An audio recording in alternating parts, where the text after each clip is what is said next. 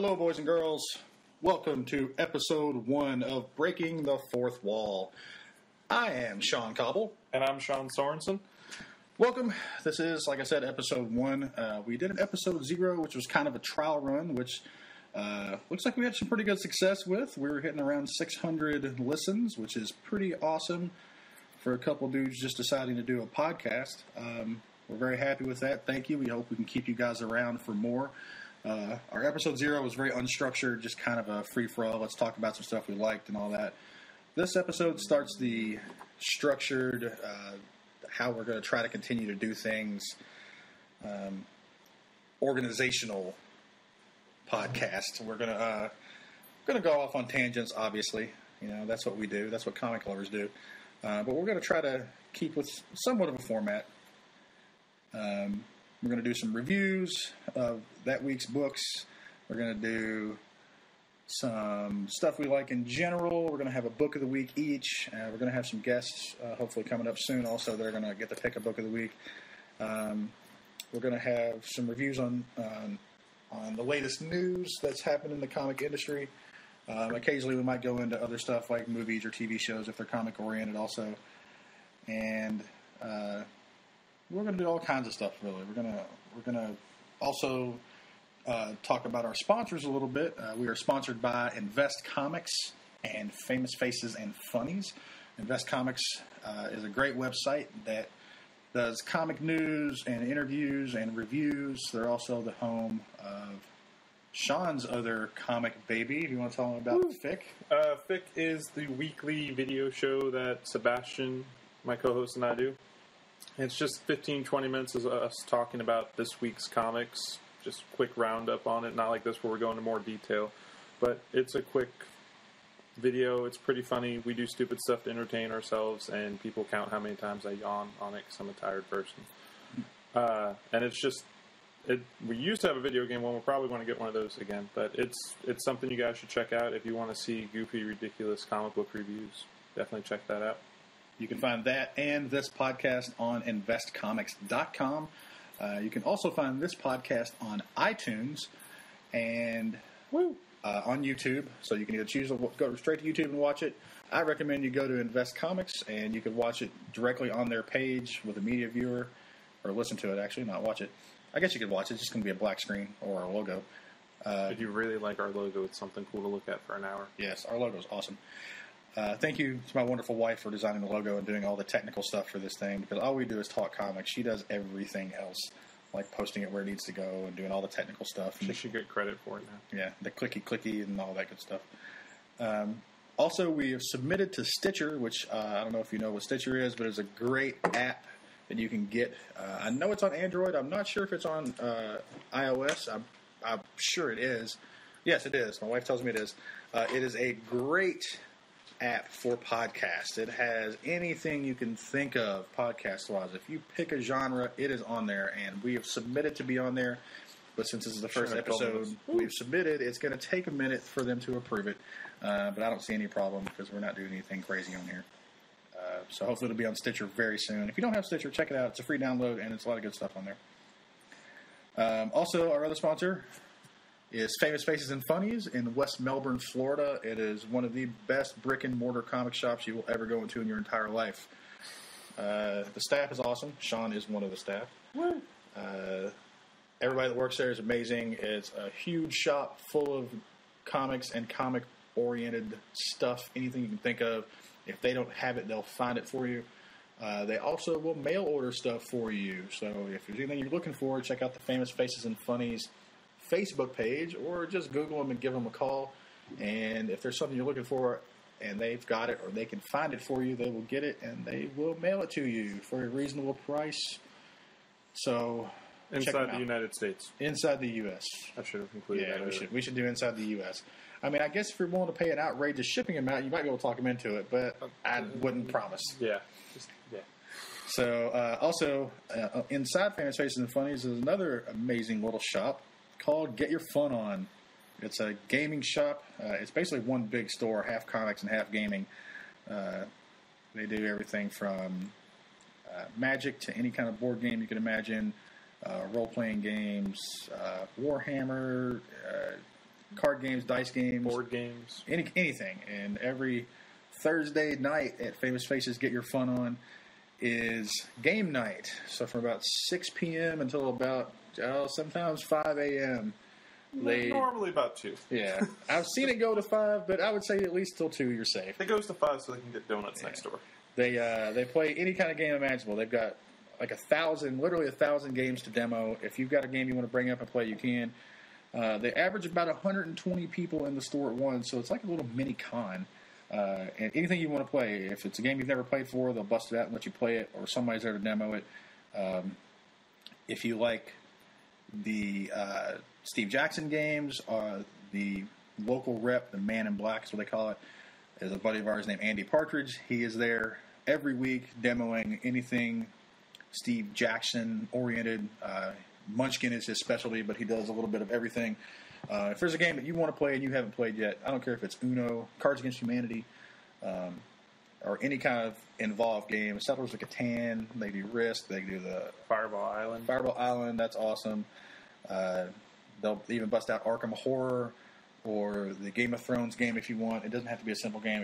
If you want to play it, they'll do it, and it's all free. Go in, play all you want, have a good time.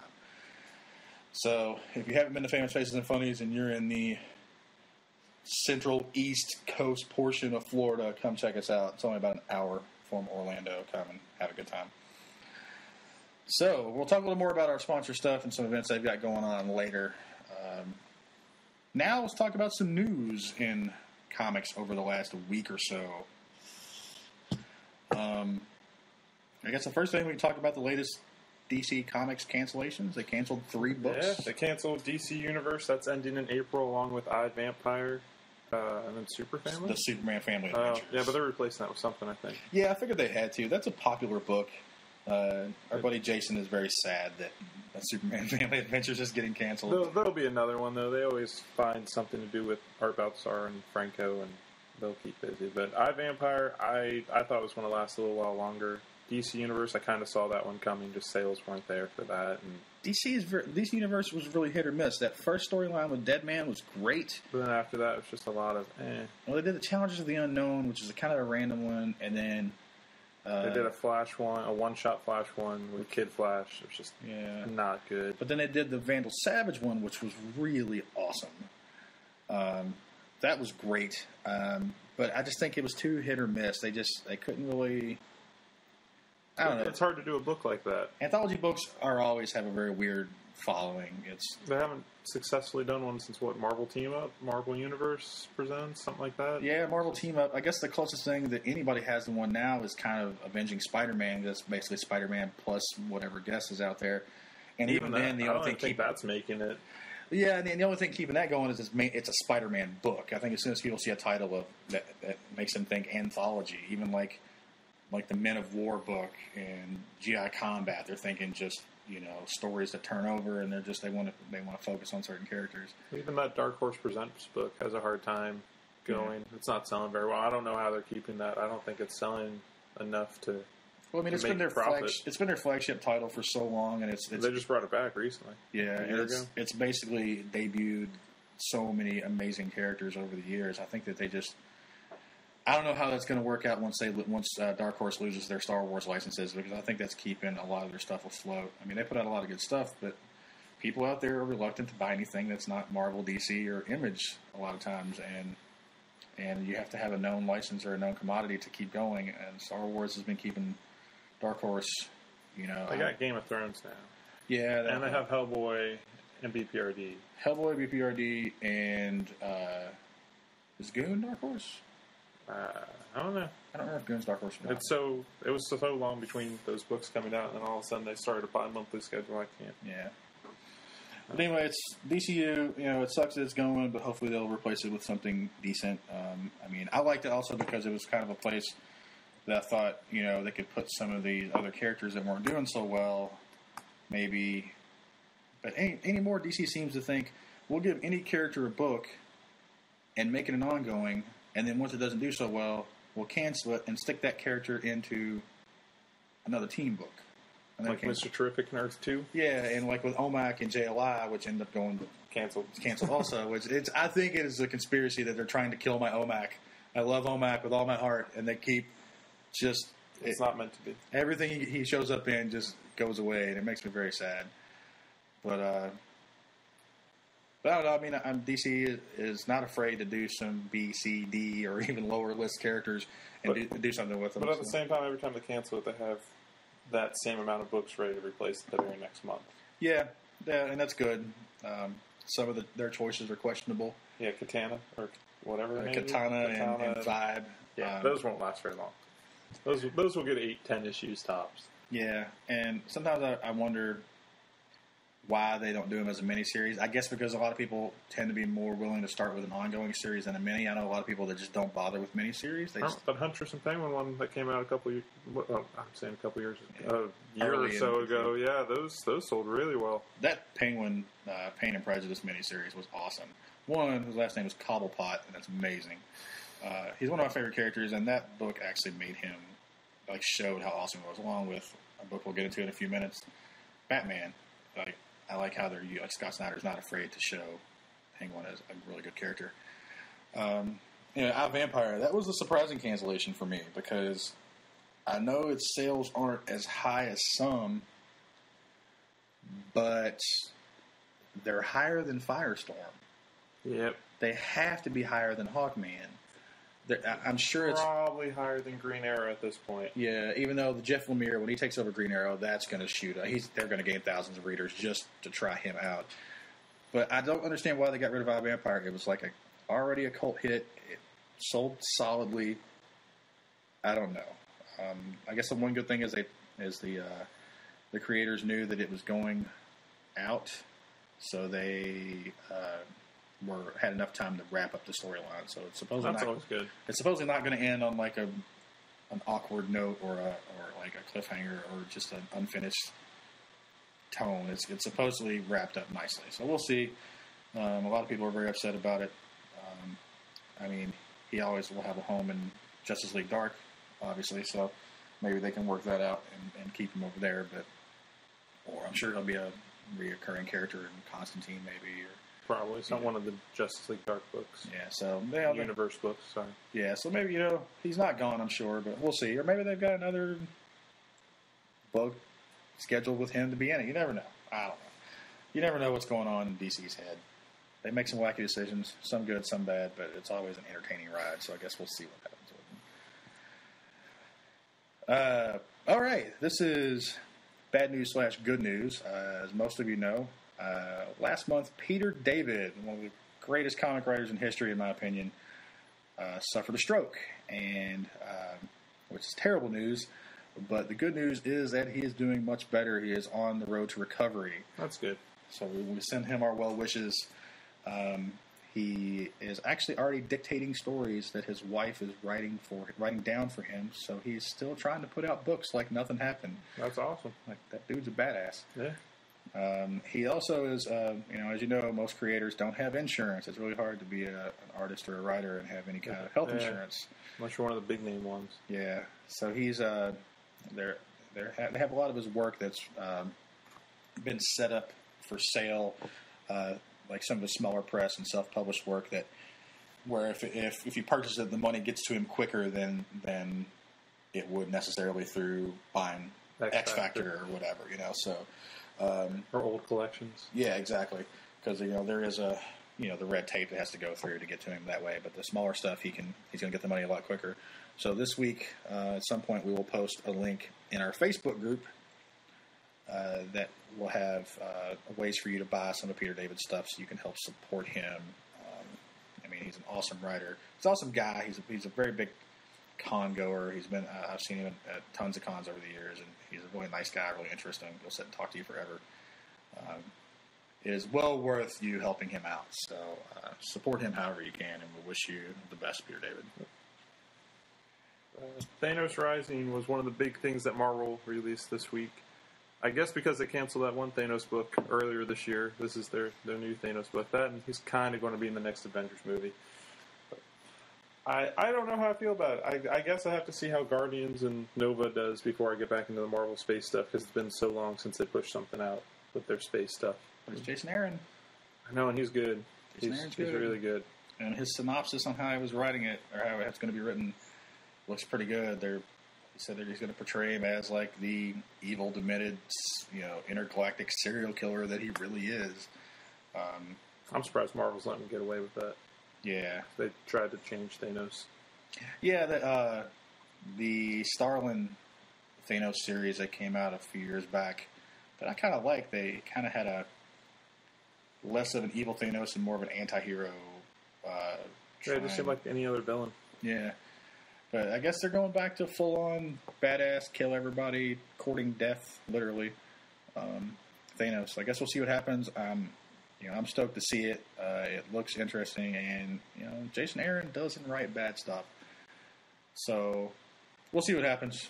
I'm pretty impressed with a lot of the Marvel stuff coming out now. His Thor run's awesome. Yes. So we'll see, Marvel. You're doing all right so far. You're giving me a little faith in your company again, which I haven't had in a while. So we'll give it a shot.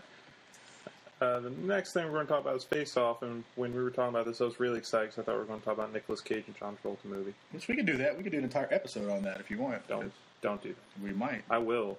I will gladly do it, and I will talk about it all day. Bet you won't.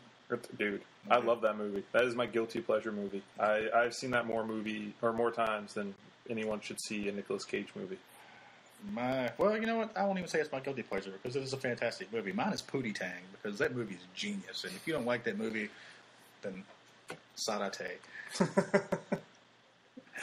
All right. So what about this episode of Face Off? Because I didn't know anything about this till earlier, so I'll let you talk about this. All right. The Face Off is the sci-fi TV series. It's about basic contestants that are special effects artists, and they want to make it big in the special effects field in Hollywood. And these guys, when I first heard about this show, I guess it's like their third season, maybe fourth. I don't know. It's been out for a couple years.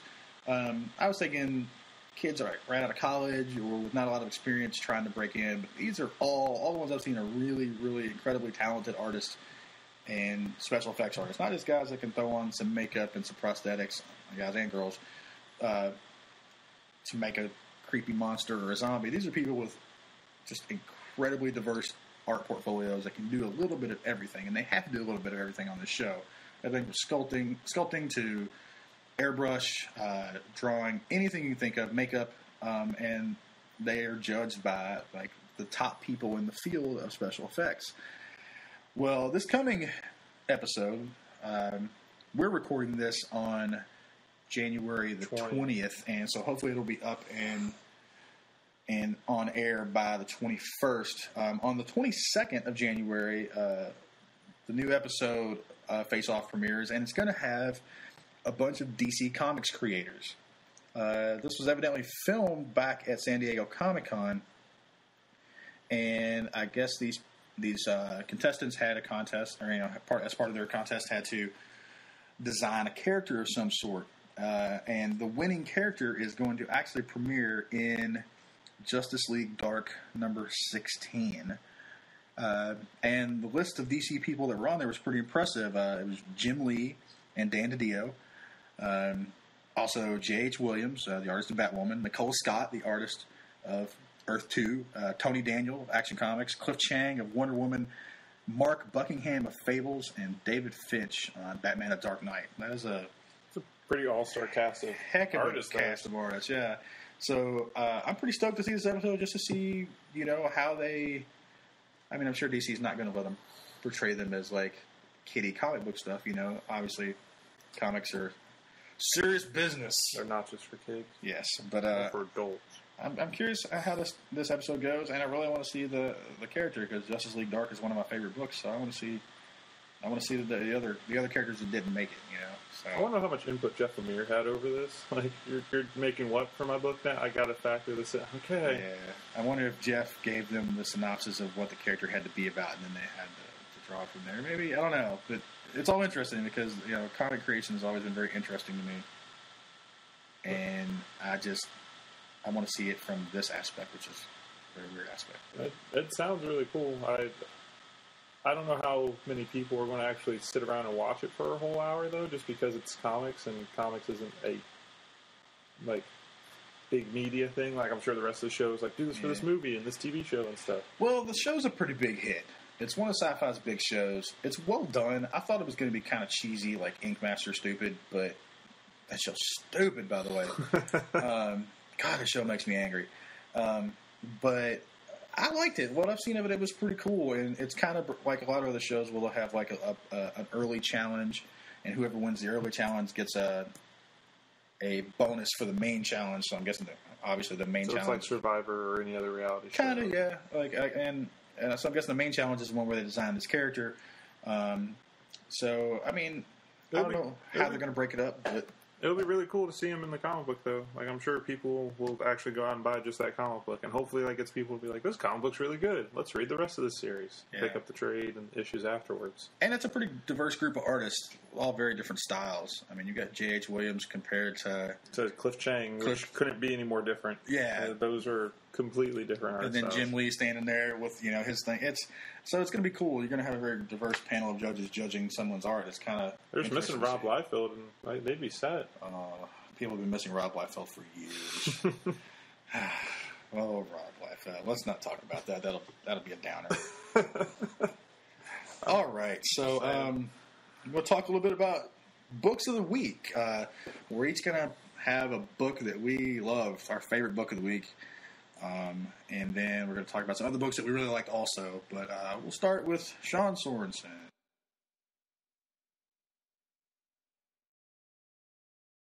So my book of the week choice would be Batman number 16 by Scott Snyder and drawn by Greg Capullo. It's the second to last issue of the Death of the Family arc, and so far this story is yet to disappoint. Every single issue is just better than the last issue, and every issue has been phenomenal. I don't know how Scott Snyder continues to do it, but it really is building well, because when this storyline started out, I liked it. But with all the hype of him saying, oh, this is going to be even basically better than Court of Owls, and I love Court of Owls. Right. First issue, I was like, okay, this is good, but I don't see it being better than Court of Owls. But every issue is going up and up and up. It's just been phenomenal from the very beginning when he walks into the police station. And they even include that in, I think, Detective this week or last week. But just the way he used the other villains for his court and how Batman is the king to him. And everything he did this issue, and just it was phenomenal. Greg Capullo is drawing the Joker, the creepiest the Joker's ever been. Even with that face sewn on, it's just making him look super creepy. And the way he's drawing Arkham and the way he drew Two-Face looked phenomenal. I thought this was the best Two-Face and the best use of Two-Face. And even the backup story in it every month has been great. A lot of Batman artists over the years, and there have been a lot of good, a lot of bad, and a lot of kind of medium, tend to do really well with certain villains. You could tell they have an affinity towards certain villains or certain Batcast family members, So that, the ones that they really like, they put a lot of love into and they look great. And the ones that they're not as fond of, they tend to be kind of phone it in or whatever. I don't know if it's just... But the thing with Capullo, though, because they showed 5 different villains this issue. Yeah, and everyone looks amazing. Yeah, Clayface to Scarecrow. And then it shows Riddler, Penguin, Two-Face, and Joker. So 6 villains. And they all looked great. And from the very beginning, when Batman walks into Arkham and he sees all the guards and they're dancing and just everything like that, it was just such a great first couple pages to get you into it. And you're the other villains that were like Scarecrow was in it for a second. He first comes across Clayface, and Clayface is disguised as someone else, but he recognizes as Clayface, and they start fighting. And then he comes across Scarecrow, and then he walks up, and that's when the door's blocked, and it just shows the TVs and everything. And it's just all of them waiting for Batman, who's their king. And then, spoiler warning, I guess we should have posted that at the beginning. That there's going to be spoilers in this podcast. Yeah. We'll try not to kill every book, but when there's something that just has to be talked about to talk about the book, we're going to have to spoil it. So. I want to know what's in that tray. I really want to know. I have a feeling I know what it is, and it's going to be heart-wrenching when they show it. I have some one ideas. Of 2 people. Yeah, and it's also... some people I know only read Batman. They don't read all the books. Every Death of the Family tie-in ends with the same thing. There's that tray, that covered tray. Yep. Every issue has it. Batgirl had it. Batman and Robin had it. Like in 7, You know, what's in the fucking box? Yeah, what is in this tray is what was driving everyone crazy this week. The second they were like, I need to know what's in that, and it's just, and the best part is it's in the backup story. So Jock drew it, and it's Joker showing, he's showing all of them, and the reaction on Penguin and Two-Face's face, just like utter complete disgust. And it's like, what is it? What is it? And you don't really see it too much, but when you get to Batgirl, when you get to Batman and Robin, it shows blood on it. It's just like, oh, it's someone. It's someone, and it's going to be bad. It's going to get that shock reaction that everyone's looking for. And well, I don't count this as spoiler since we don't know. We're just guessing. The two obvious to me guesses it could be is it's either pieces of Alfred or pieces of Damian. No. Is it not Damian? I don't think it's Damian. I'm thinking it's because I haven't read Batman and Robin, so I don't know about that yet. All right. We'll talk about that, and I'll spoil it for you. But no, it's either... I'll go with the pieces of Alfred, but I really think it's pieces of Gordon. I really think he's going to mess with Gordon, because Gordon would hit everyone just as much as Alfred would. Yeah. If not more, because Batgirl doesn't know Alfred based on this new continuity and everything. Yeah.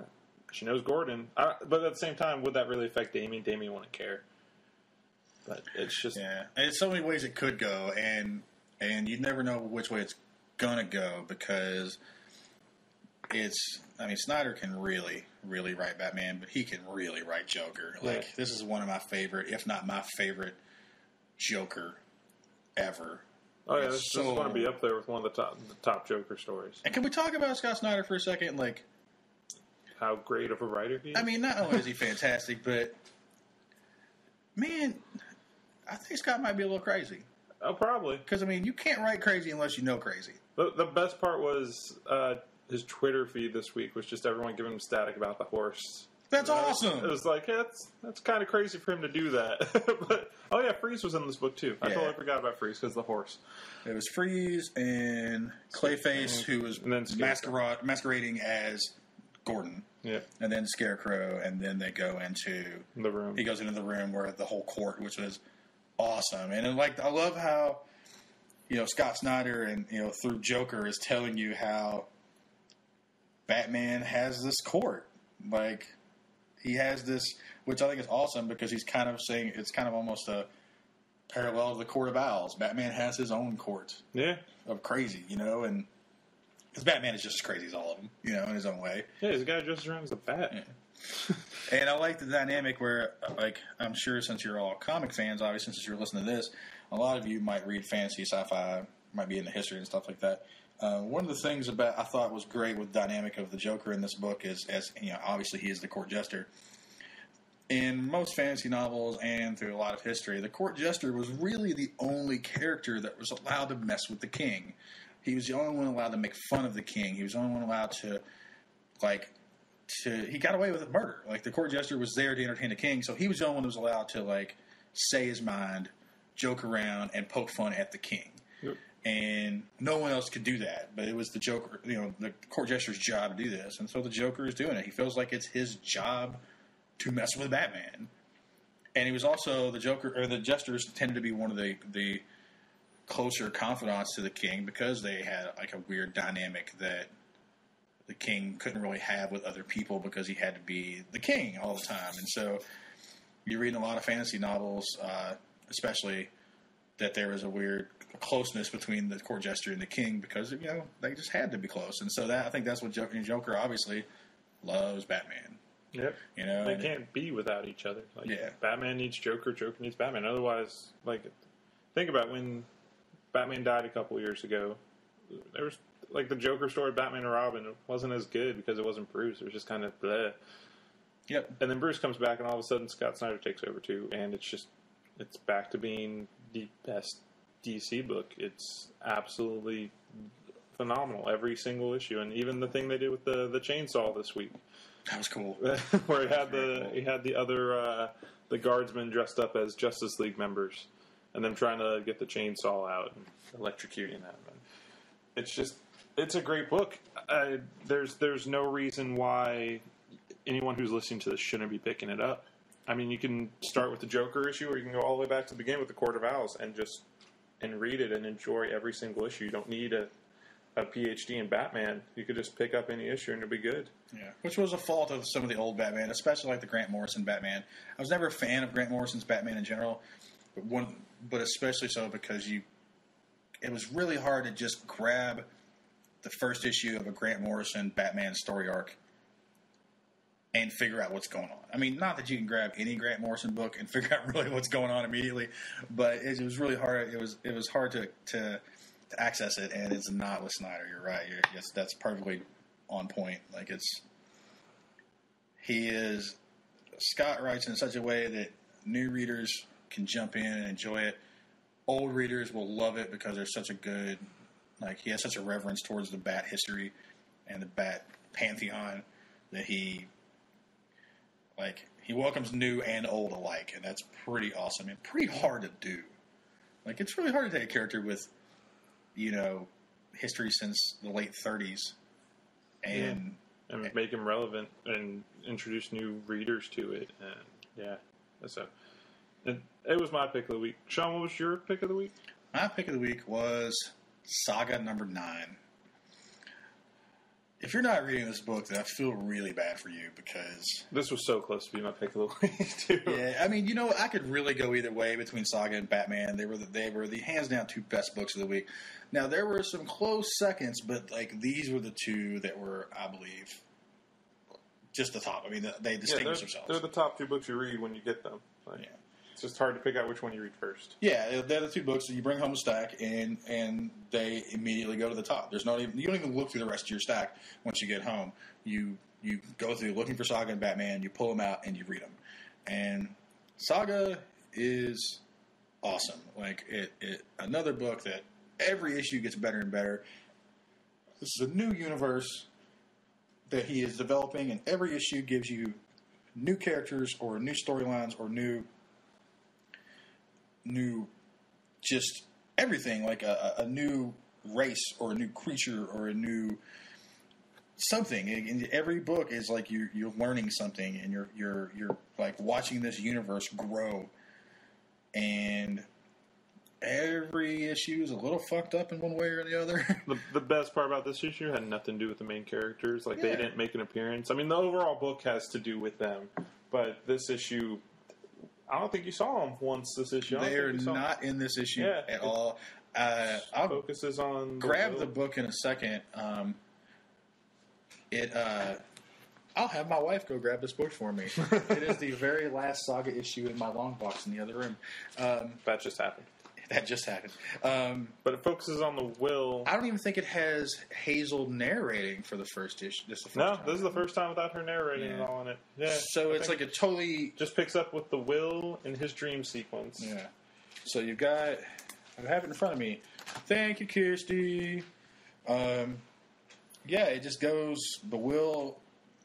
It's Brian K. Vaughan playing with my emotions is what it is. Played with everyone's emotions. He got everyone on this one. And, Fiona Staples, holy shit. That woman can draw. And color and ink. Yeah. Yeah, And she's lettering, isn't she? No, I think there's new... No, okay. Yeah. Phonographics is doing letters and design. Fiona Staples is doing everything but lettering. And she's one of those artists that... She's not that super clean, like photorealistic stuff. And people that tend to do that stuff, or kind of abstract art, tend to not have a lot of, not always, but tend to not have as much detail in their characters and their background and stuff. But Fiona Staples has so much detail. But the art fits the story. So, if anyone else was drawing this, I don't think it would fit. Which is weird saying that because it's only been around for 9 issues. 9 issues, yeah. And just this art style defines this book. It really does. Every character's interesting. Background characters are so detailed. The first page you open up and there's these guards from, I guess, Sextillion. Yeah, Sextillion, and they're they don't have heads. Their faces are in their torsos. And they have little... I'm sorry, tongues where the belly buttons were. I opened that and I laughed when I first saw that. I was like, this is fantastic. And the cod pieces are little faces, and they're holding what appears to be little dildo bat or dildo clubs. I don't know, but it just... Everything about this book is awesome. like Sean said, there's not, you don't get Marco or Lana or Hazel in this book at all. To me, the entire star of the book is Lion Cat of this issue. Lion Cat is the star of every issue. Yeah, Lion Cat is awesome. I want Lion Cat, and you get to see more of their relationship between the Will and Lion Cat, and you get to see how Lion Cat is really a big cat. He's just chilling, hanging out. He has he fights. He fights. He's the best sidekick. He has cat-like tendencies. He's laying on the bed on his side, and if you have a cat, you'll understand this. And if you're a comic collector, chances are you have a cat. You know how cats will lay on their side, and then their head will be upside down, it's not even really attached, it's just on a swivel? Yeah, it's kind of creepy. My cat does that. Yeah, no, Lion Cat does that in his book. Lion Cat creepy. Is a giant cat, truth-telling cat that does cat things, and it's awesome. And so this book is so weird and so alien and so different, and nothing has ever been done like it, and the characters are so interesting, but it is at the same time so relatable because the people have real human emotions and have real human conversations, and the cats do real weird cat things. But they're not human at all. Yeah. And they're not cats. And I hesitate to compare these two, but back in the day, Brian Michael Bendis used to do some great dialogue between characters. He still does. He makes it more drawn out now. Yeah, but I think that Brian K. Vaughan is a genius and a master when it comes to dialogue between characters. When you have two people talking, you can really picture them in your head saying these things and having this discussion. And then Fiona Staples the facial expressions are subtle and I can't say enough good things about this book, and it's really hot, and it hit everybody's top list of last year. And you need to buy this book. You need to be reading this book. And you have to pick up the trades because $10 for a trade. $10 for the trade, or you can go out and buy a first print of issue 1, which is going for about $60 right now.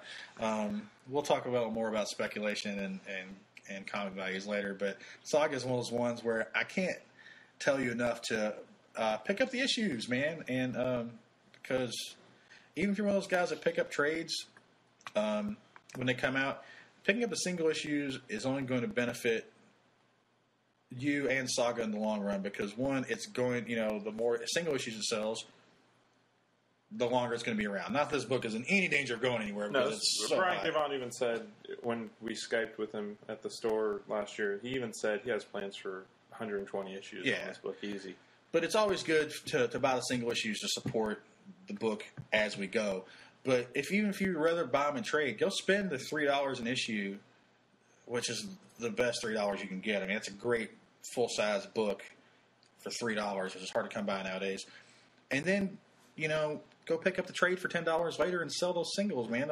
A run of 1 through 5 is going for $200+ right now. And the best thing about getting the singles is something you won't get in the trades. You get the letter columns, and those are just entertaining as can be. Brian K. Vaughan just has fun with it. He's not trying to make it super serious and ask me questions. No, he's just having fun with it, and it's completely ridiculous. And this one was good, but yeah, every single letter column was just entertaining, and that's probably the best part about buying it in issues is you get to read those and see the ridiculousness that he comes up with. I like to see the return to prominence of the letter column.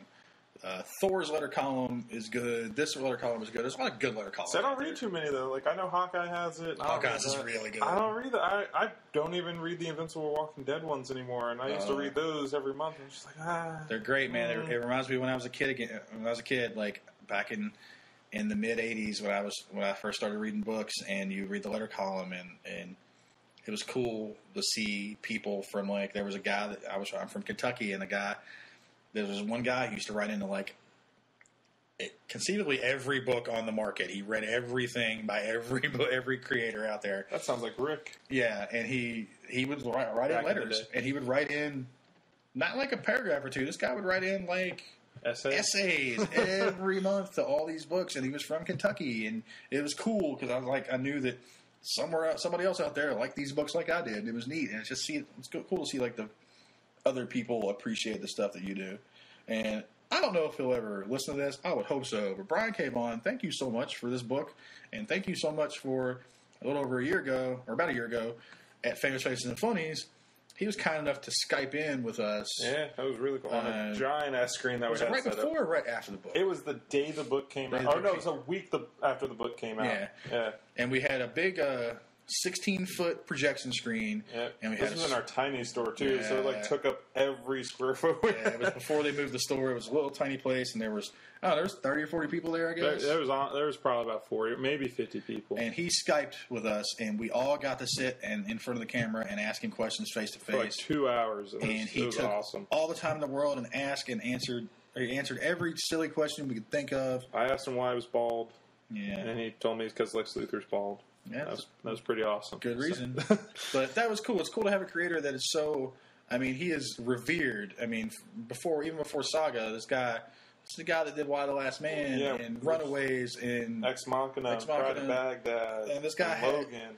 And this guy took the time to sit for just as long as we wanted. Like, he wasn't going anywhere. You know, he sat there and answered anything, even Javier's silly questions. Yeah, he's a super nice guy. He's down to earth. Didn't have a problem with any questions, and we're just. It was like talking to one of your friends. It was that easy to talk to. It wasn't. It was like having a beer with a buddy and just talking about something that you both really liked. He didn't act like he was a super big celebrity or anything like that, which he is among comic fans. He's like one of the best comic book writers. He's my favorite comic book writer by far in the industry, and it's just super cool guy. And the fact that he came up with this whole universe, and now it's one of the best-selling comics last year, and probably will be again this year. Yeah. And maybe, hopefully, if it could all work out, we could maybe get him to Skype again. You never know. But it was really cool of him to take his time and do that. Because around the time a book comes out like that, he's got to be busy with press release stuff and interviews and touring and still writing the book and everything else. So for somebody to take the time out to do that with a small comic shop in a small town in Florida is amazing. And we need more creators like that in this industry because that was really awesome of him. So, Brian, if you ever listen to this, thank you very much. We all really appreciated it. I want to make Rick send him a link now. Let's do it. So the next one, I guess, would be to continue the death in the family would be Batman and Robin, which you haven't read, so it's just kind of be me going on a tangent here. So Batman and Robin picks up. Did you read the last issue at least? No, I'm really hit or miss with Batman and Robin. Like I like the book. I think it's well done, but Damian gets on my last damn nerve. It's written by Peter Tomasi, drawn by Patrick Gleason, and it is Damian. He was kidnapped by Joker last issue, and at the very end of it, it was the reveal that he had to fight his dad. He had to fight Batman. So it just said Batman, didn't say his dad, because I'm not entirely convinced Joker knows exactly who everyone is. I think he knows how to get a hold of them, how to mess with them to a certain extent. But that's part of the appeal of this story is you don't know exactly how much Joker knows. Yeah, I mean, because Joker doesn't say at all you have to fight your dad. He says you have to fight Batman. So this whole thing is him fighting Batman, and for the whole issue, he actually thinks it's him fighting Bruce. And there's just little hints throughout the whole fight that he's not fighting Bruce, but Damian just can't get his head around it. He keeps thinking he's fighting Bruce, the original Batman. It's Dr. Octopus in Bruce's mind, isn't it? It totally is. I knew it. And way to spoil this. The ghost of Bruce Wayne is holding his hand back.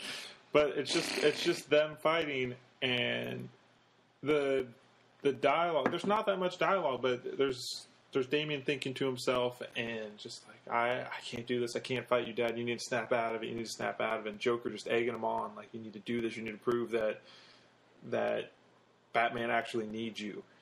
And it's just that whole issue is just, it's really well done. And at the very end, again, it shows Joker holding up that steel plate, and Damian's face just says it all at the very end. It's the same face Two-Face and Penguin made, that look of disgust, and he's scared, and you won't find out. It says to be continued in Batman 17, so all of these were leading up to the continuation of Batman 17. And so was it, like I said, I haven't read this yet, but it was the dynamic about whether or not Batman needs Damian? Because that's the whole thing of Batman is Batman and Joker's trying to convince Batman that he doesn't need them. Yeah, so that's pretty interesting. So he's testing Damian, like, prove to me that Batman needs you. Prove to me that you need to be in existence, that I shouldn't just kill you right here on the spot. Yeah, I guess the entire point of the death of the family stuff is the Joker is Joker and Batman need each other, according to the Joker, and he wants Batman at his best. And I guess he's pretty much saying that all these other millions of Bat family characters, which seem to be a ton of anymore, are just unnecessary fluff, And he wants it pared down to the necessary support that he needs. He wants Batman to be Batman. He doesn't want Batman to hold back. He wants Batman at his peak, not at you have to care about these characters. You don't need these. He characters. doesn't want Batman Inc. Batman, where he's like, the headmaster of Bruce Wayne's School of Gifted Bats, all over the world. I would read that. I totally would too. But Bruce Wayne and the Batman. Yes, I'd be down with that. So the next book we're going to talk about, New Avengers. Oh, what an awesome, weird book. It is by Jonathan Hickman and Steve Epting. I'm just calling it Black Panther 2. It is. So it's out of it. Now, I will tell you, the first issue of this book, I was kind of weird on because it didn't seem like an Avengers book. It was a very weird first issue. It was basically all about Black Panther with a weird villain that you really don't know who she is or what she's about, and some crazy stuff happening they don't explain, and at the very end, the Illuminati shows up. And if you're familiar with the Illuminati, it was, you'll understand what I'm talking about. If not, the Illuminati was basically a group from a couple years back that were the kind of the most powerful guys in the Marvel Universe and the smartest. You had Tony Stark, you had Reed Richards, you had Charles Xavier, you had Black Bolt from the Inhumans, you had Doctor Strange. Who am I leaving out? Captain America, Namor, and they invited Black Panther also. And they were basically decided that they were going to be the protectors of the world, and they were going to decide what the world needed to know or not know. They were basically going to be the secret masters, hence the Illuminati thing. They were going to try to run the world, but they were going to decide what was best and what wasn't best for the world and kind of be behind-the-scenes puppeteers. And when that happened, Black Panther, T'Challa was absolutely against it. He wanted out. He was out. Which I think is awesome because that's exactly what his character should do, because as a monarch, he knows what needs to be done or not done for the people, and he was out. But in this first book, in the first issue of New Avengers, he basically, at the end of the book, he calls the Illuminati, and it shows the last couple panels are them showing up, in Wakanda, or what's left of Wakanda, so he can discuss what's going on with them. But you really don't get a lot. So I was unsure because it didn't seem like an Avengers book. It didn't really feel like a first issue. It was weird, and I liked it, but I didn't really understand why it was called New Avengers. I love Black Panther. Priest's run on Black Panther a few years back is one of my favorite runs of any Marvel book ever. I think it's fantastic. But I was like, all right, I'll keep going, even if the title makes no sense. I will keep reading this book because the Black Panther is awesome. And issue 2, most of the issue is just them sitting around a table and talking. Oh my God, I need physics got involved. Yeah. Oh my God. Some for real, theoretical physics goes down, and basically what happens is... It was a lot to comprehend.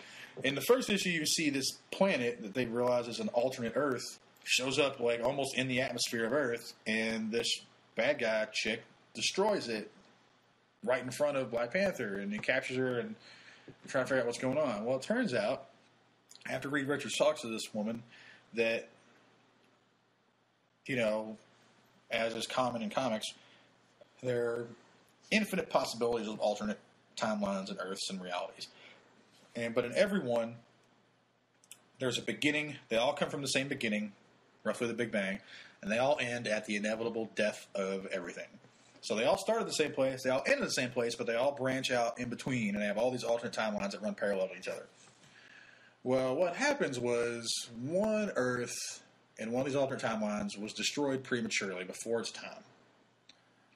And by doing that, it threw everything else for a loop, so it made all the other timelines kind of choke in a little tighter to fill the gap from that Earth, therefore shortening all of their timelines by just a little bit, which normally wouldn't be that huge of a deal. But it started a chain reaction. Yeah, the chain reaction of now these Earths are getting too close together and they're coming together, which is why this one Earth was in the orbit of our Earth, or the Marvel Earth, the 616. Is that what it is?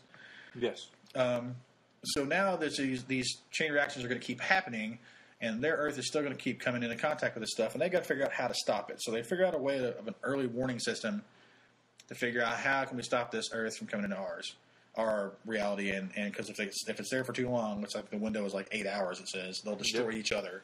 So they need to figure out how to figure out it's coming and prevent it. So one of the thoughts is, what they don't want to do is they don't want to have to destroy this other Earth like this woman does, this evil woman does.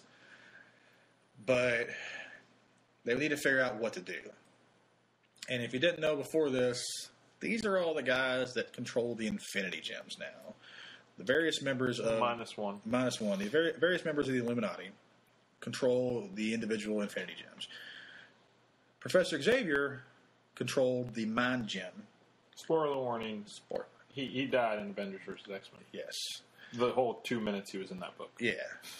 Also, spoiler warning, during Avengers vs. X-Men, Namor, when he was possessed by the Phoenix Force, caused a tidal wave that destroyed most of Wakanda.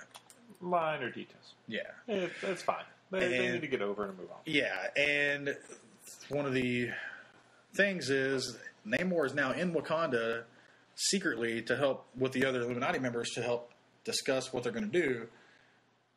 But no one else can find this out because he destroyed most of Wakanda, so all the Wakandans will want to kill him. And there's a very interesting, tense scene between T'Challa and Namor that I don't want to spoil it for you because you have to read it. It's really good. But that shit ain't over with yet. Like, they're coming back to that. It'll come back. And I have a feeling someone's going to find out that Namor's there, and that's going to lead to Black Panther being exiled and in his own book or something. Yeah. But bottom line, just get a degree in physics and then read this book. You got to read this book. You got to read this book maybe even a couple times. It's Hickman at his best, really. I mean, it's that Hickman is one of the most intelligent writers in comics, and he makes you think about the books that you read. And it's amazing. It's a really good book. I like his regular Avengers more, but this one by far was much better than the first one. And it makes you think. They're already they're talking about. They have 5 of the 6 Infinity Gems. They've got to figure out where Xavier left the last one. They're talking about reforming the Infinity Gauntlet, and then Thanos is coming back. So, like, what could be going on? There's a lot that could be going on. A lot of different paths this could take, which makes sense in a book about alternate realities and alternate worlds. So, it's a great book. It's well written. The art's very nice. I like Epting's art a lot. It's dark, but it's interesting. And if you've ever liked the Black Panther, this is definitely a book for you because T'Challa is a badass, and they're developing him as a hero and as a person. Like, his personality definitely stands out. But then when the scenes where he's fighting in issue 1, fighting the bad guys, he's amazing. So check it out. It's definitely a thinking man's book, but it's well worth it. So I recommend it. It's a great book. All right, Sorensen, what about you? What do you like next? I didn't read this next one. I just put it out for you to review because we have a list here. It's not in order. We're just kind of winging it. We'll get better as weeks go on here. All New X-Men number 6. Here's my joke with it. It's been 2 months and they're on number 6. Like, what? How? How is that happening? It can't be moving that fast. Like, really? The trade's going to be out. I'm pretty sure the trade should be coming out soon. Like, number 6. That's ridiculous. And it's 6. I might have written that down wrong. It might only be... No, it's number 6. I know it's 6. Man, it really is 6. That's crazy. That's my only problem with this new Marvel Now stuff is they put out some good books, but damn, dude, I got bills to pay. Like I can't keep up with this one. I just because it's coming out so fast. This and what was the other one that was coming out super fast? I think it was Deadpool at one point, but Avengers Arena was coming out still coming out fast. Like that was out Wednesday, I think? Yeah, or number 3 came out 2 weeks ago. Yeah, issues 1 and 2 were back to back. There's a lot of books coming out really fast, and like I said, there's some good books out there, but give a brother a break, man. Come on, I can't afford all this all at once. This was written by Brian Michael Bendis, and artist is Dave Marquez. So they already got a different artist. Okay, cool. It was... Who was the... Stuart Eminem was the artist of the original one, and his art's beautiful. I absolutely love it. But David Marquez's art in this issue is great. I really, really like it. The coloring's beautiful. It's a really interesting storyline. It focuses a lot on the Jean Grey and her coming to terms with Beast just throwing her a curveball, man. Like, Beast just tells her all about everything she did and every time she's died and everything else. So that's a lot to throw on like a teenager.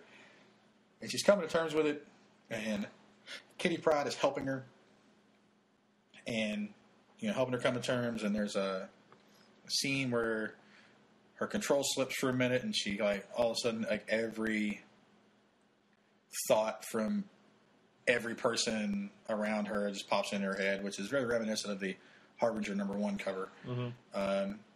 But Kitty Pryde helps her out. It's nice that they're developing these characters and not throwing them straight into a big ruckus. You get some Jean Grey development in this issue. You get to see Scott dealing with his stuff a little bit in this issue, and him and Wolverine confronting each other a little bit. You get to see the rest of the people's reaction to the young Scott. How do you deal with the younger version of the guy who... You know what you become? Yeah. It's a cool book. I really like it. This is a book that I was looking forward to when it was announced with a little bit of trepidation because I wasn't sure how it was going to work. Whenever you start messing with timelines like that, it can get wacky. And with Bendis, I'm very hit or miss with Bendis. I love some of his stuff, and some of his team books get a little too word balloony, maybe. Yeah. But he's doing well with this so far. I like what he's doing. The scene where you finally get to see past Angel meet modern Angel, and I don't want to spoil it because it's a pretty funny, little interesting scene. It's a good book. I like it. I'm digging it so far. It's not my favorite book of the week, but it's worth reading. If you're an X-Men fan, especially if you like classic X-Men kind of stuff, it's a really interesting dynamic to see the old school meet the new, and I like where they're going with it and what they're doing with it. So check it out. It's worth it, and the art's beautiful. Another good book was Suicide Squad #16. That came out this week, and that was written by Adam Glass, and I forgot who it was drawn by. I'll pull it up in one. It was drawn by Henrik Johnson, and this is the first one after the Death of the Family book, and it's pretty much them on another suicide mission. You find out that all those people you thought that died in the first couple issues of the first story arc, they're all back. So, not all of them. Like, 2 of the 4 that originally died are back, and it's pretty good. It wasn't my favorite issue of them so far, but it picks up with Harley and Deadshot and just them prepping for their next mission. And my favorite character's back, Yo-Yo. So that hell yeah, Yo-Yo! Yo-Yo is one of the best characters, and one of the best lines, and it was the interaction between I think it was Deadshot and King Shark. And King Shark just saying he eats great whites. Oh yeah, I eat great whites like Tic Tacs. Yeah, I think is what he said. It's a good book. It's not their best book, but it's a good, entertaining read. It's no Secret Six. Secret Six was one of their best books that no one gave enough attention to in the old DCU. God, I hope they bring that back. Please, for the love of God, bring that book back. But this is really good. If you haven't been reading it, I suggest you go pick it up. You can really jump on. The first trade is easily accessible. You don't need to know backstory on any of these characters. You can just jump in, and it's like a shoot-'em-up video game, pretty much in comic book form. You just jump in and read. It is a very fun book. Yeah. And it's no Secret Six. It's no John Ostrander Suicide Squad. But I guess it's a pretty decent substitute because they're never going to have a Suicide Squad like they used to. They're never going to have a Secret Six like they used to, unless Gail Simone brings it back. But it's a pretty solid replacement. Like it gives you a little bit of both of those books. I really like what they're doing with Harley Quinn in this book. I think they're really developing her as a character. Deadshot, I love Deadshot as a character. I'm still kind of on the fence about how they're portraying him now. I like him sometimes I don't. The art in this book, I'm really hit or miss on though. Yeah, they've gone through a couple of different artists on it. Yeah, and this specific issue, I'm not sure if I like how they do King Shark in this. No, his eyes are weird. He's got those big stalk eyes, I guess. Which I know hammerheads have those weird eyes, but these look more like antenna or like anteater things. I don't know. It's weird. But it's like one issue or one page. Like the first page, I love how they're doing Harley Quinn here. Like her face looks amazing. Then you go to the next page and it shows all of that. Well, it shows them again. The third page is just King Shark, and it's like, that's not the artist that started this book. I'm just very hit or miss with it.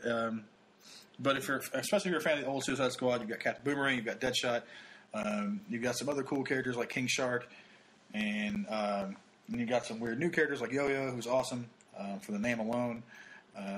You've got a little bit of everything and everybody going on here. You've got, turns out Harley reads 50 Shades of Grey. Yep. That was interesting. But I think it's a cool book. If you want a good, fun, action, shoot-'em-up kind of book that you don't have to... This is definitely no New Avengers, Thinking Man's kind of book. It's just fun. But there are some cool... double-cross, subplots, weirdness, mystery stuff in the background. Like, how are these people that are dying earlier coming back like everything's fine? And who's really behind all this stuff and what's going on? I mean, it's an interesting book. I like it. It's fun. And I think it's worth checking out. So, I mean, you can pick up the trades. It's a good book. Next, Indestructible Hulk #3 by Mark Waid and Lionel Yu. This book is awesome. I love Mark Waid. Love Mark Waid. Mark Waid, I want to have your babies. Okay, maybe not, but I don't know if your wife would be okay with that. Probably not. It is a good book. It is a well-written book. It is one of my favorite takes on the Hulk in a long time. I'm a big fan of the old Peter David Incredible Hulk. It's kind of hard to beat his like legendary epic run of the Incredible Hulk. But this is a new take on it. If you haven't been following it, issue 1 was great. Issue 2 was not quite as good as issue 1, but issue 3 goes back up to #1 status. It is basically Bruce Banner decides that he's tired of being just the Hulk and not being able to do what he loves, which is science, obviously, because science is awesome. So he decides he's going to talk to S.H.I.E.L.D. and be like, look, I want all of the money and resources and anything that S.H.I.E.L.D. can provide, which is pretty much anything he wants, and I will give you all of the scientific achievements that you've ever wanted because I am a genius. And you have not been using me for this, and you should have been, and I have not been able to use my genius for years because of the Crazy Hulk stuff. So it's gone to waste. I can do all these things, and we should take advantage of it. And in return for you giving me all that I've ever wanted as far as research and resources, you can use the Hulk as a little Hulk grenade, a little Hulk bomb, a little Hulk package. And I said Hulk package. Aww. And he's going to be their little hitman. And by little hitman, I mean big green giant green behemoth that destroys everything whenever he wants to. And they agree to it. And this issue is kind of getting down to the nitty-gritty of him putting together a team of other scientists to help him with what he's doing. So part of the issue is Maria Hill interviewing various other scientists, which is kind of a cool little subplot going on. You get to meet these few people briefly, a panel or two at a time, and you get to see some of these cool characters that are going to be around him. And then there's a weird little kidnapping plot where the scientist gets kidnapped for some reason, you're not sure why, and taken to like a safe house, and then in the middle, the S.H.I.E.L.D. tries to come in and get the scientist back, and they do a little switcheroo, and all of a sudden, Bruce Banner is there, posing as a scientist, and hijinks ensue. But it's a good book, it's a smart book, it's well written. You definitely get the Hulk personality going on, but you also definitely get Bruce Banner's personality. I like everything about this book so far. I think it's great. Mark Waid is doing no wrong, in my opinion, right now. Between Daredevil and this, like, it's really tough to beat what he's writing. He's pegged two characters that tend to be pigeonholed in the same kind of stories over and over and over,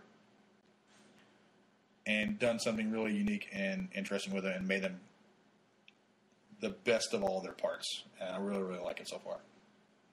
Sean, did you read this yet? I have not. I have not read a single issue of Hulk yet. I just don't. I'm not a huge Hulk fan. I'm not sure if I would enjoy the book. The premise sounds really cool. I do like that, but I have had such a hard time getting into any Hulk book. I don't know what it is. It just Red Hulk wasn't a big fan of. Man. Jason Aaron's Hulk before the Marvel Now relaunch. I thought it was okay. I didn't think it was great. It's just, I don't know, Hulk books and me just don't click very well. Same thing with X-Men books. I have a hard time getting into them. I happen to love this book. I think it's a good book for people who've been on the fence about Hulk for a long time, because you get a lot of people that either love Hulk as just brutal Hulk smash, or you got people that like the smart Hulk, and this is kind of a compromise between the two, because you've got Hulk smash.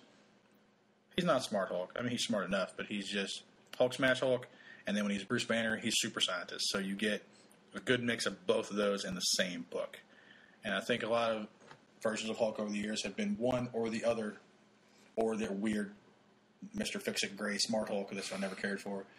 But this is nice because you get both aspects of it. Plus, if you like the Avengers stuff and you like S.H.I.E.L.D. and you like Maria Hill as a character, or if you're a fan of How I Met Your Mother and you want to see Robin Scherbatsky. Yeah, Robin Scherbatsky.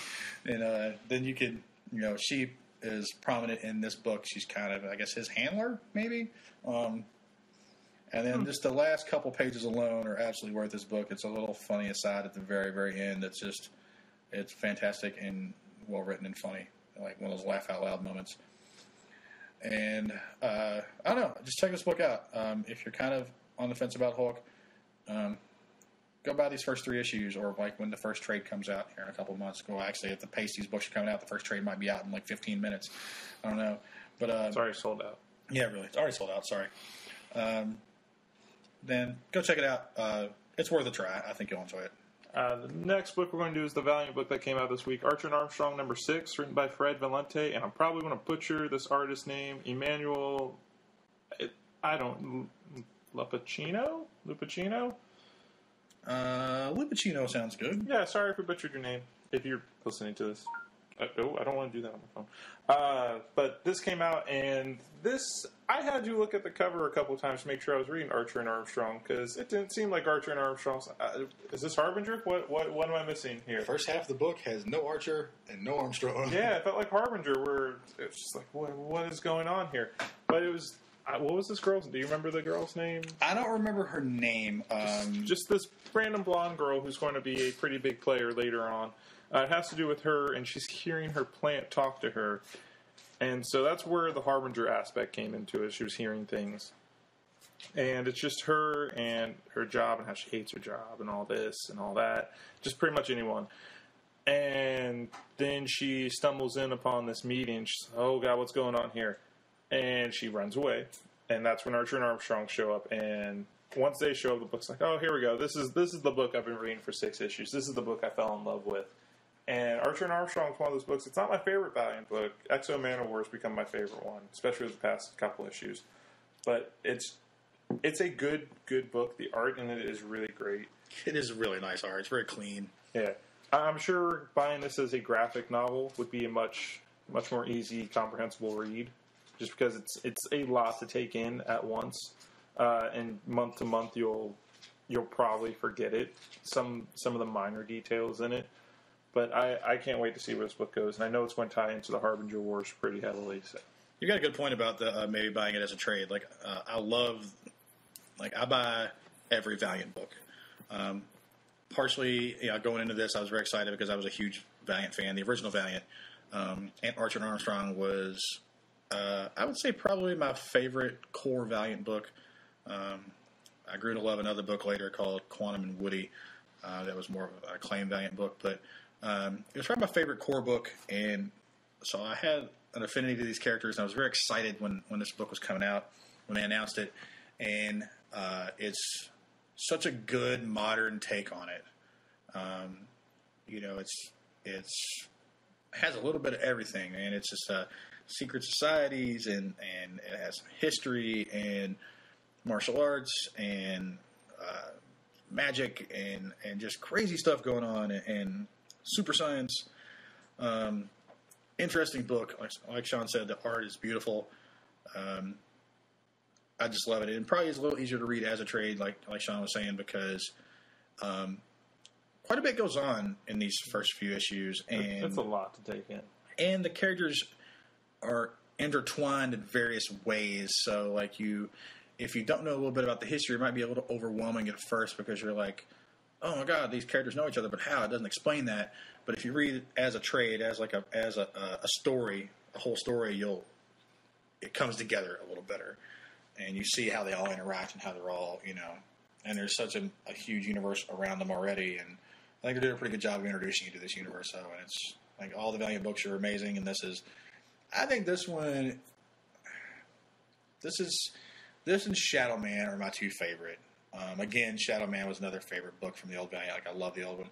Archer and Armstrong was my favorite, and Shadow Man and Harbinger are probably my next two from back then. But the Shadow Man, man, that's a good book too. But anyway, Archer and Armstrong. I love it. You'll love it. Check it out. It's fun. All right. That's pretty much the books of the week. A lot more than that came out, but we just kind of wanted to go over the stuff we like the most. This is not going to be a comprehensive list every week. We're just going to go over the stuff we really liked. Or, if there's an occasional really big event book that comes out, if another Amazing Spider-Man 700 or something comes out, even if we didn't love it, we're going to talk about it because it's important. I think the next one's Detective 16, 17, whatever. Then it's in April, so it'll be like 19. It'll be Detective 900. Renumber it at 900. No, they just want to do it for that one issue, I guess. Yeah, like big deal about it. So. Yeah.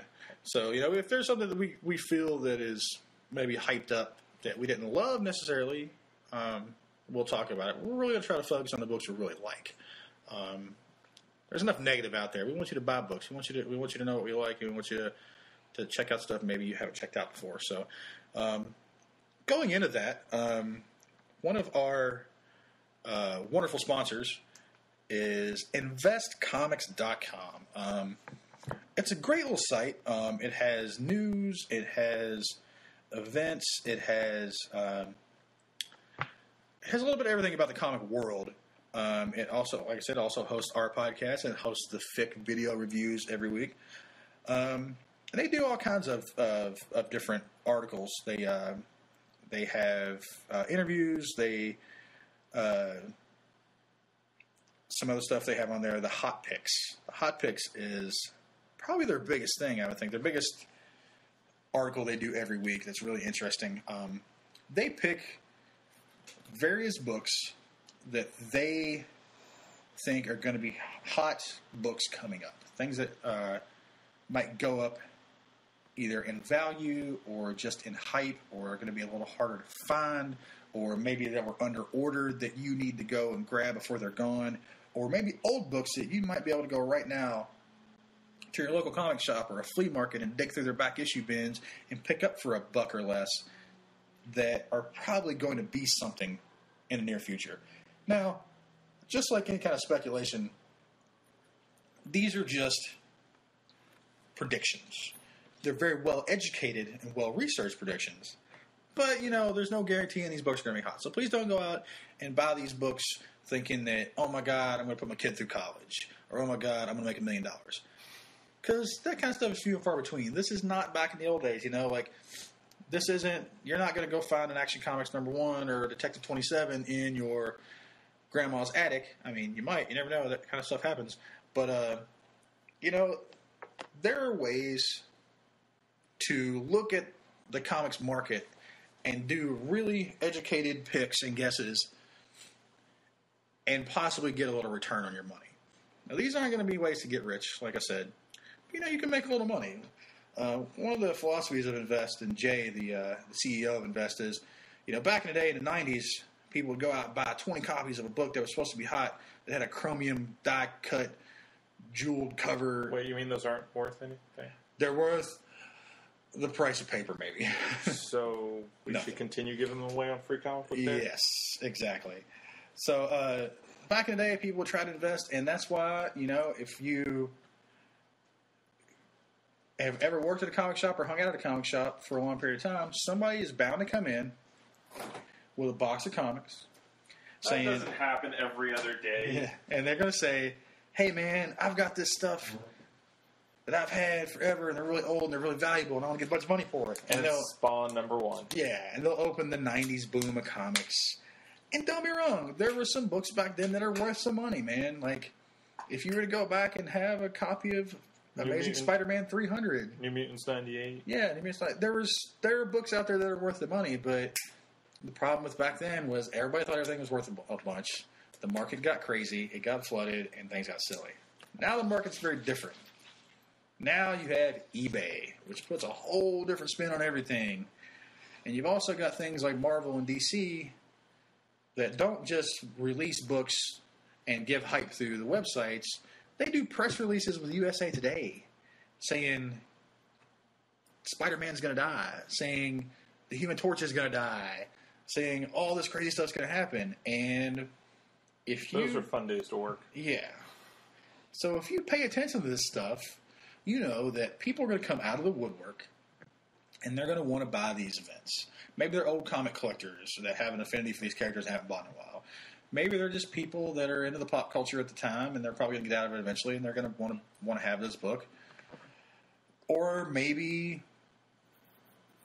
just somebody random that goes, hey, I don't know anything about this, but that's a cool thing that I saw on the news and I want to go to a comic shop. There's one I pass by every day on the way to work. Maybe I'll go buy that book. Well, we have an advantage as collectors. We know this market. We all know, we see these books come out all the time. We know what's going to happen before it happens because of previews and because of storylines leading up to it. So I say, and InvestComics says, and I think a lot of people say, I won't speak for you, Sean, but I say that if we know this is coming and we know a book's coming out and it's going to be worth something, what's the harm in picking it up and flipping it on eBay a couple weeks later for $50? At the worst, you spent $3 or $4 on a comic that you get to read and enjoy, and you help support a creator or a company. At the best, you pick up a book, you read it, you enjoy it, you help support that creator or a company, and a couple months later, you put it on eBay and make your money back 20 times. And like I said, this isn't always going to happen, but not every book's Walking Dead #1. Exactly, or Chew #1, which, by the way, a 9.9 copy just sold on eBay. Well, actually, didn't even meet its reserve, but had bids of up to $1,200. Chew? For Chew #1, 9.9. The last bid I saw was $1,200, reserve not yet met, which is crazy. But anyway, sometimes you'll see a book coming out, and you're like, hey, that looks pretty cool, like... maybe I'm a newer collector, and there's a book coming out that those characters look neat. Well, part of the InvestComics thing with their hot picks is they look at the new hot books coming out, and they give you some suggestions on some other books you might want to pick up that maybe had that character in it, like a good storyline with that character, or maybe the first appearance of that character. Because if you like this book and decide to go out and pick up the original issues that this character appeared in, if you don't catch it early enough, the prices might go up, and you might be out of luck. So InvestComics Hot Picks is a really good source for speculating what might be popular in the next couple of months. And if it's something you're interested in, maybe here's a way to go kind of check that out beforehand. And even if you can't afford to go out and buy those issues, which this InvestComics Hot Picks does a really good job of focusing on books that are inexpensive right now. But almost everything in the world is available in trade paperback right now. Like, if it's not now, it will be at some point. Jeff John's Flash run. And the Teen Titans run. They're available in Omnibus. Yeah, Omnibus. So, you can find a copy of it if you want to. You might have to find you'd pay a pretty penny for it. But. So, it's, even if you don't want to go out and spend the money on these original issues, you can go out and find trade paperbacks of it, an Omnibus, even old books. Like, I like those showcase Omnibus books. They're just the black and whites. Or like $20. Yeah, and it's cool. You get a phone book size comic book full of stories for like $20 or cheaper at Famous Faces. Aren't they like we have them half off right now? You can't beat that, man. For like $10 you get all kinds of story. So I won't go into too much detail about what the hot picks are because we want you to go check them out yourself. But But a couple of the books that are coming out soon, there's going to be a new Uncanny X-Force starting up, I think next week. There's going to be a new Young Avenger starting out. So this goes over some of the first appearances from characters in those books. It talks about a new Batwoman coming out, new issue of Batwoman, and there's a new character in Batwoman, I think. Yeah, a new hero in Batwoman, and then the new Birds of Prey issue is going to feature a character that was in a previous issue, a couple issues back, of Birds of Prey, that was one of the Court of Owls characters. And all the Court of Owls stuff is pretty hot, still is. So, and they obviously are going to keep developing those Court of Owls characters, like with Talon and other stuff like that. So, go check out the hot picks. Go read it yourself, see what you like, check it out. Like I said, we're not saying that you're going to make a mint off these books, but maybe if it's a book that you're interested in coming out, you can have a reference to go back and check out some of their old stories or whatever. And you never know, man. They, like we said on our episode 0, they picked that Star Wars as a hot book, and the day after Star Wars #1 by Brian Wood came out, it was going for $40+ on eBay. So a lot of people have a bad taste in their mouth when we talk about, when people talk about money in comics, but I'm not a big fan of it. But I don't necessarily think you should go out and buy every book just to flip it over. I really hate when people go out and buy 20 copies of a book just to sell it. But I mean, if you got a book and you can make a little money off it, I don't think there's anything wrong with it. We all like to have stuff that we want, and we all, if you've ever bought a book for over cover price, you've participated in, comic speculation, basically. So, not necessarily get crazy with it, but the hot picks are a good way of maybe checking out some other stuff that you might not normally have checked out. So, go give it a shot. Also, our other illustrious sponsor, Famous Faces and Funnies. They do a monthly event called the Roundtable, the Comics Roundtable. Yeah, we do the Roundtable about the middle of every month, and it's just a group of people. And we don't really have a round table. We have tables, but Rick Main is the one who hosts it, and we just talk about the comics that are going on, or the big events, or the big geeky TV shows, or geeky movies. Like, I'm sure we'll be talking about Walking Dead comes back next month, so we'll talk about that. Talk about what people are thinking of Walking Dead and Avenging Spider-Man and Amazing Spider-Man 700 and stuff like that. It's real fun. It goes on from 7 p.m. till about 10 p.m. or so, and it's an event where you can just come and geek out about comic books. In case you don't have anyone else to talk to about comic books, you can just come and talk to. There's like 30, 40 people, and it's a whole bunch of different people. There's a core group of people, but there's always new people joining, and it's a lot of fun. Sean goes every month, and I know he has fun with it. I have a blast. Also, I like the fact I've been in a lot of comic shops that are small and cramped, and when they try to do little events, you can't really get a seat. This is a big room with chairs, couches, plenty of room for plenty of people to sit comfortably and hang out and talk. And it's not just about comics. It's about TV and movies and pop culture and everything. And if it's something that you want to talk about, then you're welcome to talk about it. And there are people that come in and don't really read comics. All they're into is Doctor Who. They're Buffy fans. They're Supernatural fans. They're Rick is very passionate about a couple TV shows. He loves his Lost, his Misfits, his Booth at the End, and it's not like we just talk about new stuff. We talk about old stuff too. Walking Dead's always a big topic, the TV show. Just a fun event to come and geek out to. So if you bring $2 with you, they get pizza and drinks every week. You bring $2 and every month. Or every month, sorry. Not every week. Every month. You bring $2 with you, and you get to eat pizza and drink drinks and have a good time. And then at the end of it, it's trivia. Do a little round circle trivia. Go and ask questions. If you can't get it right, the next person gets a shot. Randomness. A little bit of everything. And they keep track of points. And at the end of it all, give away prizes. Rick brings out a ton of prizes. Yeah, there's graphic novels, mainly graphic novels, posters. Toys. There's some toys, yeah. So just a whole bunch of random fun stuff. So basically, you come in, spend 3 hours of your time, bring in $2, and you will have fun, eat, drink, and walk away with a prize. Yeah, like you can't beat it. And that is this Wednesday, this coming Wednesday, the 23rd. First thing, yes, 23rd. Wednesday, 23rd, 7 p.m. normally start around 7:15, 7:20. Just be safe. But get there about 7 to get a chair. And it goes on until about 10 or so. And it's just a fun event to come to and get to meet a lot of new people and get to talk about a lot of stuff. And it's a great place to find out about books you didn't know about or haven't read. So, yeah. Awesome. So come check it out. Famous Faces and Funnies in West Melbourne, Florida. Even if you don't live around here, if you're ever traveling through, check it out. It's a great shop. And like I said, if there's a comic or comic-oriented thing or a game or something you're looking for, hit the Facebook page up and talk to them. And if they can find it for you, they will.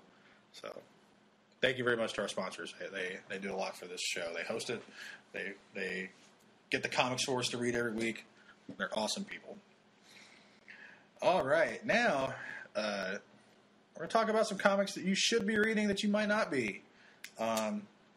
These are comics that we will probably talk about eventually, as they come out through the upcoming weeks. They might or might not make our top list. But just books that may or may not be getting all the hype that some other books are getting. I don't even know if you have one in mind, Sean, but... Just books that are still coming up? Yeah, just current books, whether it's a miniseries or a trade or a current ongoing series that maybe you don't think is getting as much love as it should be. When you brought it up earlier, Chew #1 sells for a lot of money. I love Chew, but I don't think enough people read it. I think a lot of people read and trade, and that may be the thing. But issue-wise, it's one of the best books coming out. It doesn't come out consistently every month. It's probably about one of those books that come out every 6 weeks or so.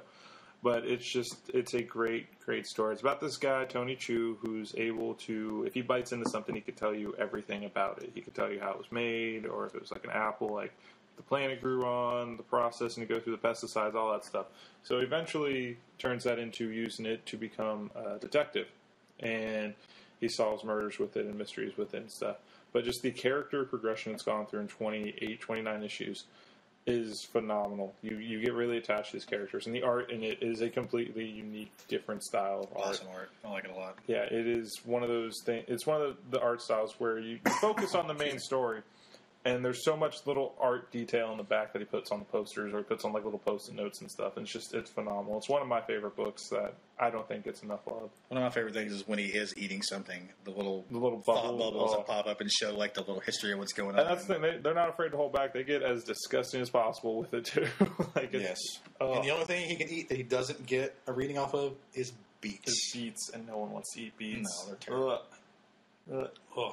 Gross. That is a good book. I think that Invincible should get a lot more love. But Invincible is definitely more popular. It's a current book. I love Invincible. But for some reason, that's probably, I would dare say it's his least popular book. And it's one of his most consistent. I think it's better. It sells really well, though. Yeah. It sells way better than Chew does. It's under the shadow of Walking Dead. Well, pretty much everything in the comics industry is under the shadow of Walking Dead right now. Issue 100 comes out in 2 weeks? Yeah. Isn't it called Everything... Everyone Dies. Everyone Dies? Yeah. That's crazy. It's great. My book that you should be reading is Hypernaturals. Amnett and Lanning's Hypernaturals. Holy crap, that's a good book.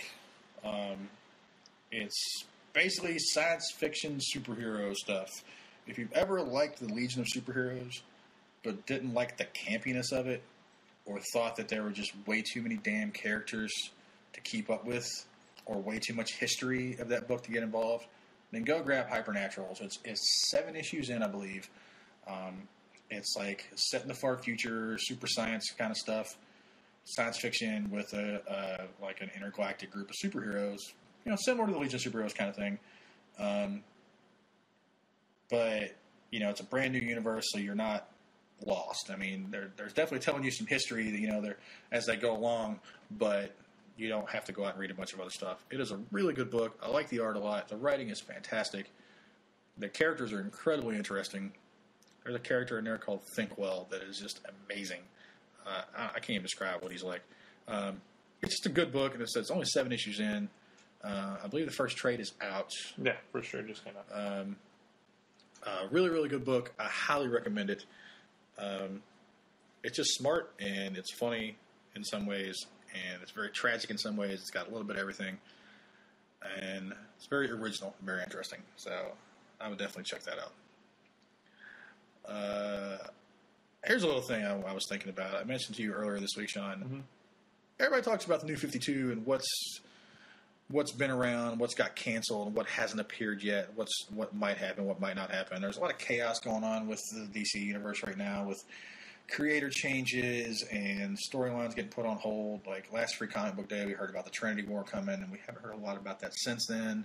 Just from what I read, just wait till this Free Comic Book Day. Yeah. But you hear a lot of people talking about who they would like to see in the New 52 that hasn't been out yet. I love how your list is way more detailed than mine. Mine's like 3 people that I came up with. Well, screw your list, okay? I like that Earth 2 is out and they're doing the JSA kind of characters. Like next issue I'm really stoked about because Dr. Fate, and I saw the art for the cover and holy crap, it looks amazing. I love that they're doing those Earth 2 heroes or the JSA heroes with a new twist on some. And we talked about, here's our little list of who we would like to see in the New 52. Well, I don't care if it's in Earth 2. I don't care if it's in the New 52. I don't care how they do it. I just want to see these characters. And I kind of like a lot of lesser-known characters in a lot of ways. You just want to go over the list real quick? Or? Yeah. Okay, you go over yours and I'll go over my 3. Well, the 2 bigger books I would love to see back. One, I would love to see the Secret Six come back. I don't know if it's ever going to happen. They seem really hesitant to. I don't know. And you would think with the kind of dark and gritty turn they've done with a lot of these books in the New 52 that they would be okay with Secret Six. But I don't know. Maybe they're planning on doing it. I'm not really sure. I really want to see the Secret Six Bane, not the one they had in... I choose to think that didn't happen. Dark Knight? No, yeah, that didn't I happen. think that didn't happen. But I'd like to see some version of that. The other big one is I know they already did it and it already got canceled, but I'd really like to see them do it right. I would like to see Justice League International done correctly. They had a couple characters in there I really liked. They had Rocket Red, they had Booster Gold, and they had August General and Iron, which is from the Tony Bedard, The Great 10 book, which was fantastic. If you've ever read that book, it is incredibly good. But then they had that Godiva character who I wish they would have shot her in the face in issue 1. She was terrible. I just wish they would do JLI correctly. I wish they would do like an old school Giffen, just the old. Give me Guy Gardner and Booster Gold and Blue Beetle and Mr. Miracle and Shazam and Dr. Fate and give me those people again. You know, give me the Bwahaha. You know, give me that. I want that book again. I don't know if it will ever happen, but I would love to see it. Speaking of one of those characters, I'm a big Mr. Miracle fan. I love the Fourth World stuff. I love the Kirby stuff. They've already teased some Fourth World stuff in Wonder Woman with Orion. They've already got Darkseid kind of everywhere, Earth 2 and Earth 1. So I have to think Mr. Miracle can't be far behind. He's one of the biggest characters in that whole mythos. He has to be around. The Spectre. I would love to see the Spectre again. One of my favorite characters of all time. That was one of mine. So good. Oh, he's so good. I would have to think with doing this overarching cosmic / mystical thing with like the Trinity and all that the Spectre can't be far behind. Plus, they've just got... No, probably not. Eclipso has already been in a couple books now. The Spectre should be somewhere near there. The Elongated Man, or the Elongated Man, or however you say it. Ralph Dibny, Sue Dibny. I've always liked those characters. I can't see them not bringing him back at some point. I just think Sue Dibny's still dead. I would like to think so.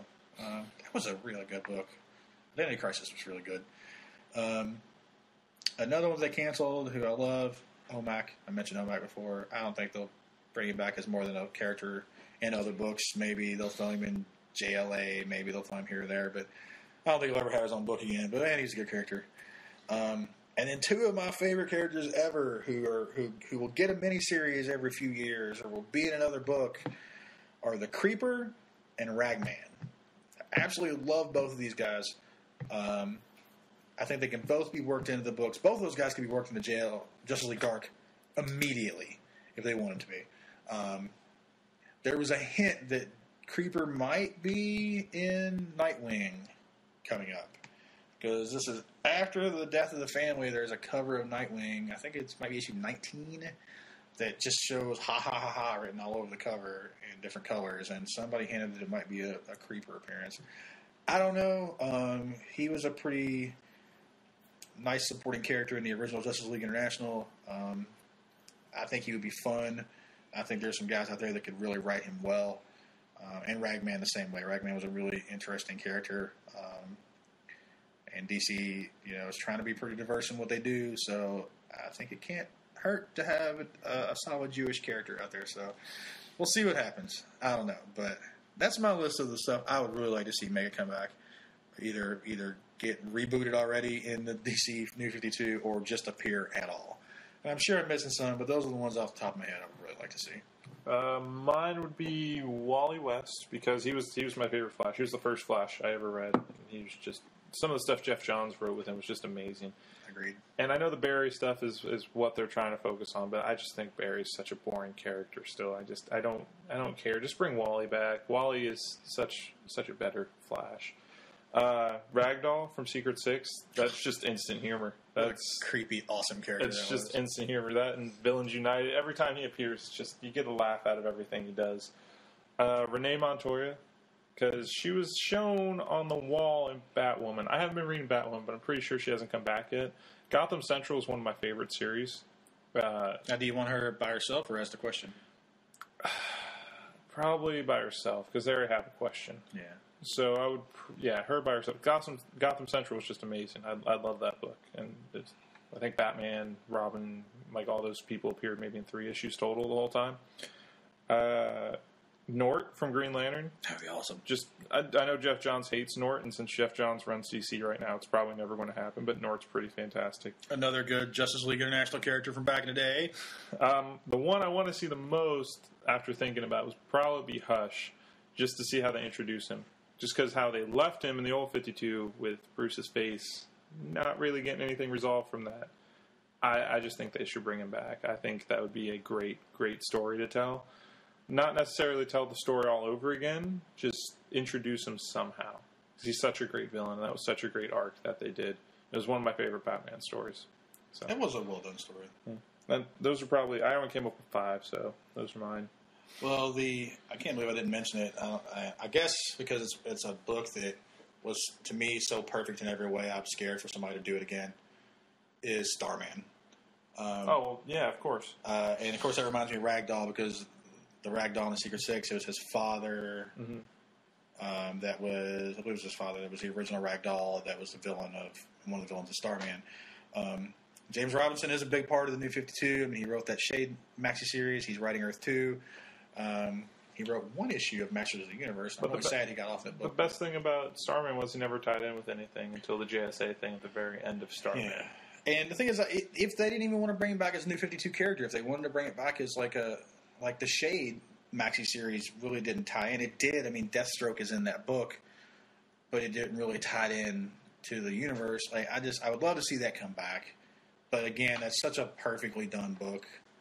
I mentioned it in our episode 0. I think it's the best complete superhero series ever done in every way.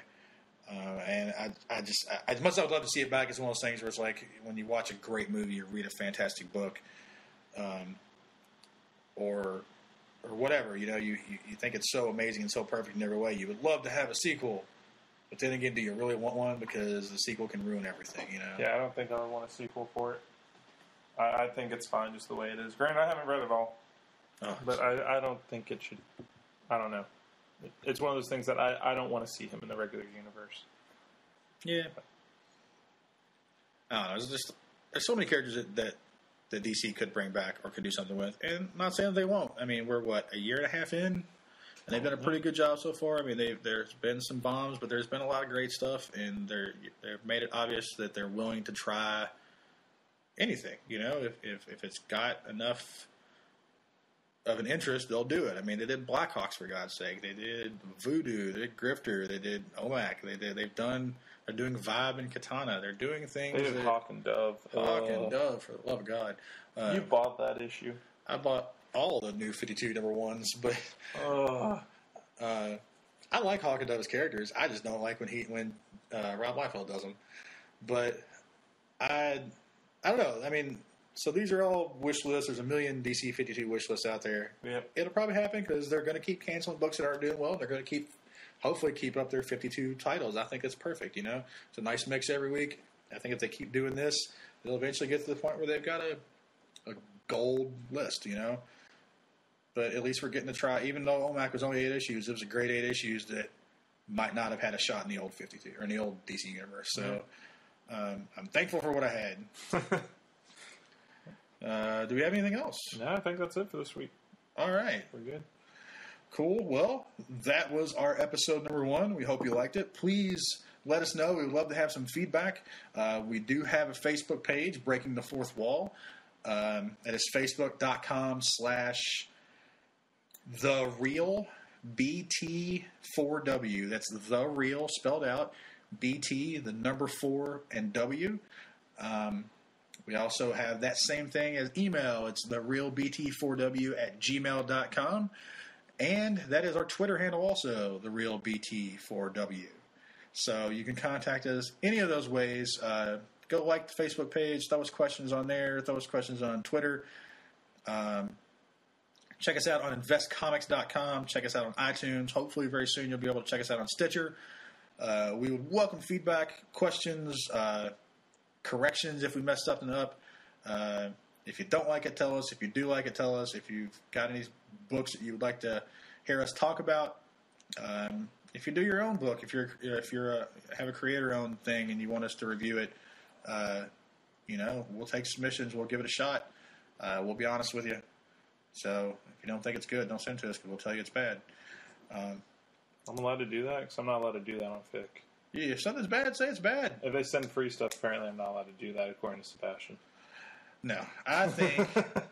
Totally called you out there. Full disclaimer, if you send us something, we're going to be honest about it. If you send us something and you want us to review it, we will give you an honest opinion. Now, if we like the art and hate the writing, we're going to tell you that. We're going to tell you it's a beautiful book, but you can't write your way out of a paper bag. Expect honesty. But we will give you a review if you want. We're going to be honest, and we want you to be honest about us. If you like what we're doing, if you don't like what we're doing, if you think we both suck and we don't know what we're talking about, hit us up. Let us know. So that is it for this week from Breaking the Fourth Wall. Thank you to InvestComics.com and Famous Faces and Funnies. I'm Sean Cobble. I'm Sean Sorensen. And we will see you next week.